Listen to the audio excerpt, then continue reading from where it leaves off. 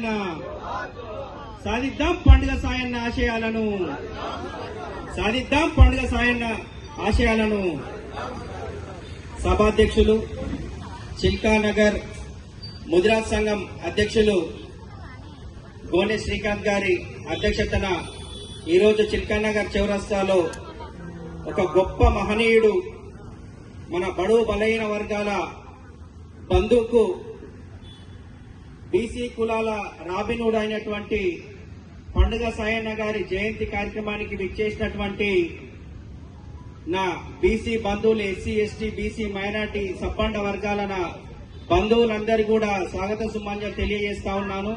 వేదిక మీద ఉన్నటువంటి మన నిర్దం భాస్కర్ గౌడ్ అన్న గారిని, అలాగే దేవసాని బాలచందర్ గారికి, గోనె అంజయ్య గారికి, విఠల్ గారికి, కొంపల్లి బాలరాజు గారికి, ఈగ అంజయ్య గారికి, రామచర్ల బలరాం గారికి, సంగి స్వామి యాదవ్ గారికి, జిన్నా లక్ష్మీనారాయణ గారికి, మళ్ళీ మా ఆత్మీయుడు సోదరుడు అన్న కొంపల్లి రవీందర్ ముదిరాజు గారికి స్వాగత సుమాంజలి తెలియజేస్తూ, ఈరోజు ఒక మనందరి కూడా బడు బలైన వర్గాలకి పండగ రోజు.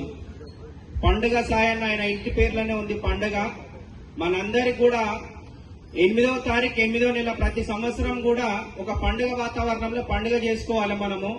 ఎందుకంటే ఆ రోజు నైజాంల పాలనలో మన బడుగు బలైన వర్గాలకు సంబంధించిన ప్రజలు ఎదుర్కొంటున్న సమస్యలు, నిరంకుశత్వము, అరాచకము, ఇవన్నిటి మీద కూడా పోరాడిన వ్యక్తి మన పండుగ సాయన్న.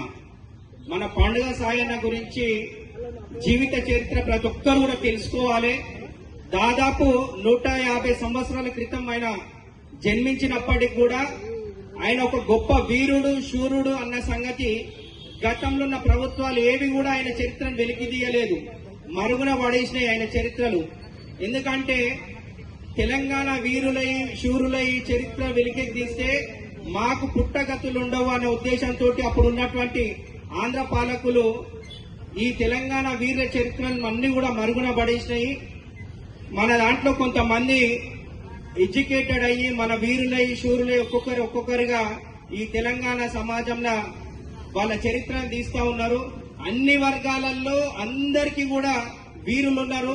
మన ముదిరాజ్ కులానికి మన పండుగ సాయన్న ఒక వీరుడైతే, గౌడ కులానికి సర్వాయి పాపన్న గౌడు, అలాగే మన దళితులకు బాబాసాహెబ్ అంబేద్కర్, బాబు జగ్జీవన్ రాము, రజకులకి చాకలి ఐలమ్మ, పద్మశాలీలకి కొండా లక్ష్మణ్ బాపూజీ, అట్లా ప్రతి ఒక్క కులంలో కూడా అందరు కూడా వీరులు ఉన్నారు.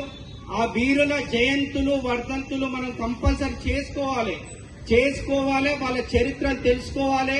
ఎందుకంటే రాబోయే తరాలకి వీళ్ళు ఎవరు అనేది కూడా తెలియజెప్పాల్సిన బాధ్యత మన మీదనే ఉన్నది. మనం ఈ జయంతులకు వస్తున్నామంటే ఎవరి పండుగ సాయన్న, అసలు ఎందుకైనా వీరుడు అయిండు, ఆయన జయంతి చేసుకోవాల్సిన అవసరం ఏముంది, ఇవన్నీ కూడా తెలుసుకోవాలి. మన తెలంగాణలో మహబూబ్ నగర్ జిల్లా నవాపేట మండలానికి సంబంధించి మీర్గోని గ్రామంలో జన్మించినటువంటి వ్యక్తి మన పండుగ సాయన్న. 1840లో జన్మించిండు. వాళ్ళిద్దరు అన్నదమ్ముళ్ళు, ఈయన సాయన్న, వీళ్ళ తమ్ముడు లక్ష్మయ్య. వాళ్ళ అమ్మ నాన్న పేరు సాయమ్మ, అనంతయ్య. అతి సాధారణమైన కుటుంబంలో జన్మించినటువంటి పండుగ సాయన్న గారు అందరి పిల్లల్లాగానే అట్లాగే గ్రామాలలో పెరుగుతూ, పుట్టి పెరిగి, ఆడుతూ పాడుతూ తన బాల్య జీవితం మొత్తం కూడా అట్లాగే గడిచిపోయింది. కానీ పండుగ సాయన్న ఎప్పుడు కూడా తన స్నేహితులతోటి అన్ని విషయాలలో కూడా ఒక ముందుండే తత్వము, అందరికి కూడా తను ఒక ధైర్యం ఇచ్చేవాడు. స్నేహితుల విషయంలో కానీ ప్రతి ఒక్క విషయంలో తను ఉండడం కూడా ఒక వీరుడులా, శూరుడులా, బలశాలిలా. ఒకసారి పండుగ సాయన్న ముఖం చూడండి మీరు, ఆయన చరిత్ర చూస్తే మీకు రోమాలు లిక్కపరుచుకుంటాయి. అంత గొప్ప వీరుడు ఆయన. మనకి చాలా వరకు తెలియదు, మనం కంపల్సరీ ఆయన చరిత్ర తెలుసుకోవాలి. ఆయన జీవిత చరిత్ర తెలుసుకున్న వాళ్ళకి, ఇక్కడ ఉన్న ప్రతి ఒక్కరికి కూడా ఆయన రోమాలు లిక్కపరుచుకునేటట్టుగా ఉంటుంది ఆయన చరిత్ర.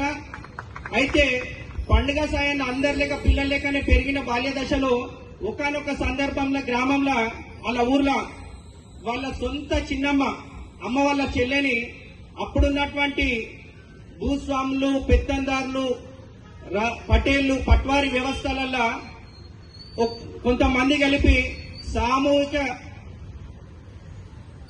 అత్యాచారం చేయబడతారు. దీన్ని తెలుసుకున్న తర్వాత పండుగ సాయన్నకి ముందే చాలా తెలివిమంతుడు, బలశాలి. ఈ విషయం తెలిసిన తర్వాత తను ఆవేదనకి లోనై, ఆక్రోశానికి లోనై ఎవరైతే చేసిర్రో వాళ్ళని నేను వదిలిపెట్టానని గ్రామంలో తన స్నేహితులతో అంటున్న సందర్భంలో అందరు కూడా పండుగ సాయన్నని ఎట్లనైనా సరే తప్పించుకోవాలి ఆయన దగ్గరికి అని చెప్పేసి అస్త్రాలు ప్రయోగాలు చేస్తారు.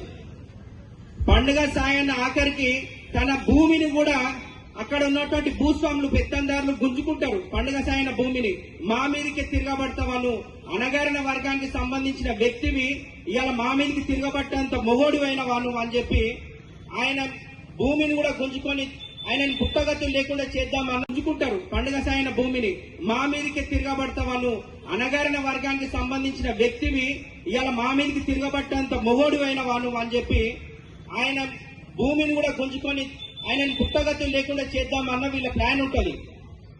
పండుగ సాయన్న ఎక్కడ కూడా ఎవరికి భయపడాడు.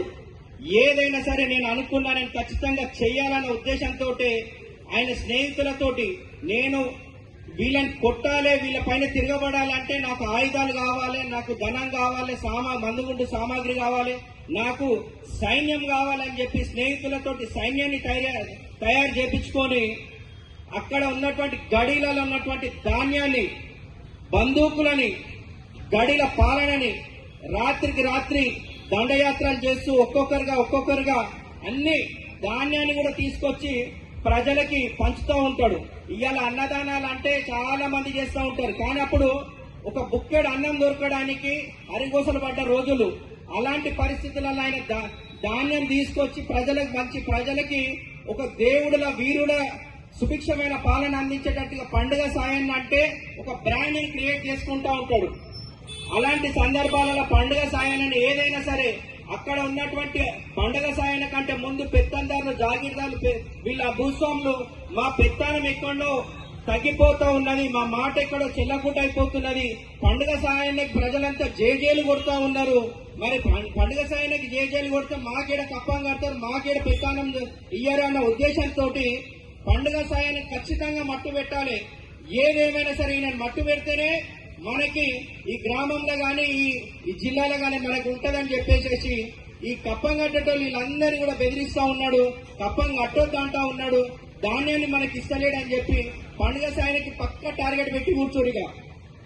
టార్గెట్ పెట్టి ఆ టార్గెట్ లో ఎవరు ఉంటారు అంటే తిప్పన్నాని మన బడు బలైన వర్గాలకు సంబంధించిన బిడ్డడే. పండుగ సాయన్న ఎక్కడెక్కడ తిరుగుతున్నాడు, ఏడ ఉంటున్నాడు, పండుగ సాయన్నని ఎట్లా మట్టు పెట్టాలని తిప్పన్నని దొరలు, భూస్వాములు ఈయనని ఇన్ఫార్మర్ గా పెడతారు. ఆ తిప్పన్న ఒక రోజు తన ఇంటికి పిలిపిస్తాడు పండుగ సాయన్నని. పిలిపించే ముందు దొరలకి ఇన్ఫర్మేషన్ ఇస్తాడు, అయ్యా పండుగ సాయన్న మా ఇంటికి వస్తున్నాడు, ఇవాళ రాత్రికి ఖచ్చితంగా మీకు మీ టార్గెట్ రీచ్ కావచ్చు, మీరు ఏం చేస్తారో చేసుకోరు అంటే పండుగ సాయన్న వాళ్ళ ఇంటికి వచ్చినాక వీళ్ళు దొరలు, భూస్వాములు ఈయన పైన దాడి చేస్తున్న సందర్భంలో పండుగ సాయన్న ముందే పోరాట వీరుడు, ఎన్నో డక్కి ముక్కీలు అన్ని తినొచ్చిండు. అలాంటి వ్యక్తి వాళ్ళని దండయాత్ర చేసి వాళ్ళని ఎదుర్కొని వాళ్ళందరినీ మట్టు పెడతాడు.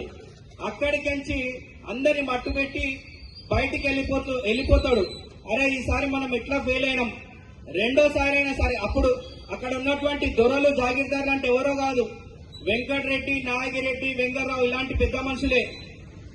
వీళ్ళందరూ కూడా ఈసారి మిస్ అయిండు, రెండోసారి కూడా మనం కంపల్సరీ పెద్ద మనిషిని వేయాలని చెప్పేసి కొంతమందిని ఇన్ఫార్మర్లు ఒక్కరు కదా 6 పెడతాడు. ఈసారి 6తోటి పెడితే కూడా 6 ఇండ్ల కాడికి వచ్చినప్పుడు అక్కడ ఉన్నటువంటి సైన్యం ఆయన పట్టుకొని జైల్లో చెరసాలలో పెడతారు. చెరసాలలో పెడితే పండుగ సాయన్న చేసినటువంటి వీరత్వం, పండుగ సాయన్న చేసినటువంటి సేవలకి అక్కడ ఉన్న మహబూబ్ నగర్ జిల్లాలో ఉన్న జైలు గోడలు బద్దలు కొట్టి పండుగ సాయన్నని విడిపిస్తారా, విడిపియారా మీరు, ఆయన కోసం మేము ప్రాణాలను అర్పిస్తామని చెప్పి జైలు గోడలు ఆ రోజే పోరాటం చేస్తూ ఉన్నాడు. కాబట్టి ప్రజలందరూ కూడా ఆయన కోసం అక్కడ ఉన్నటువంటి వనపర్తి మహారాణి శంకరమ్మ దగ్గర పోయి మీరు విడిపిస్తారా లేకపోతే మేము జైలు గోడలు బద్దలు కొట్టాలా అన్న సందర్భం తీసుకొస్తే ఆమె తన పూచికత్తి పైన ఆయన విడిపిస్తుంది. అయినా కానీ గొర్రెల భూస్వాములు వీళ్ళు ఊరుకోరు. అరే ఎన్నిసార్లు చేసినా ఇదే జరుగుతుంది, ఏదో ఒకటి చేయాలని చెప్పేసి ఆయన మీద శిక్ష వేపిస్తారు. ఆ శిక్ష కూడా ఈ శంకరమ్మ రాణి విడిపిస్తే ఆ శిక్ష పడకుండా చేస్తే మధ్యలో జరుగుతున్న విషయం ఏంటంటే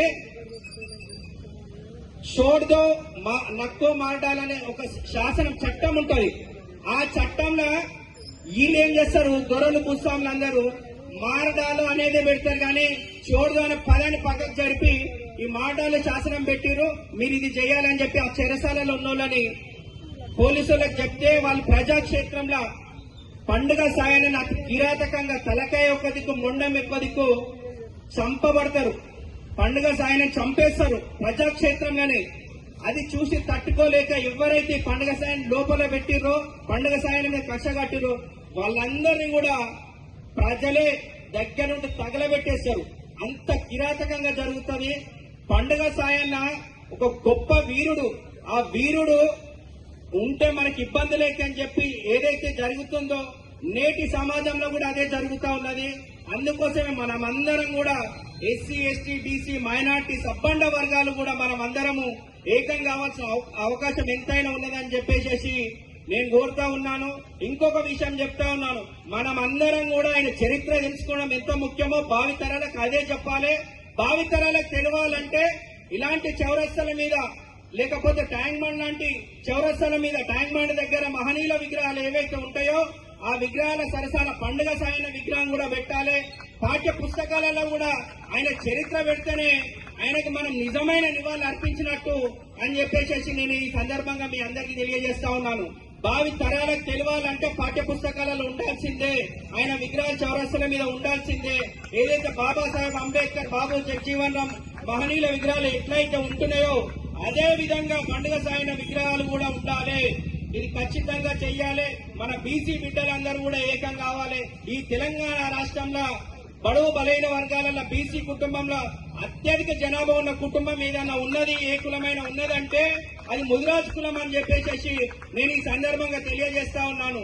చాలా బలమైన కులం అది, చాలా పెద్ద జనాభా ఉన్న కులం. కాబట్టి మీరందరూ కూడా ఏకం కావాలని నాకు ఈ అవకాశం ఇచ్చినటువంటి పెద్దలందరికీ కూడా నేను కృతజ్ఞతలు, ధన్యవాదాలు తెలియజేస్తా ఉన్నాను.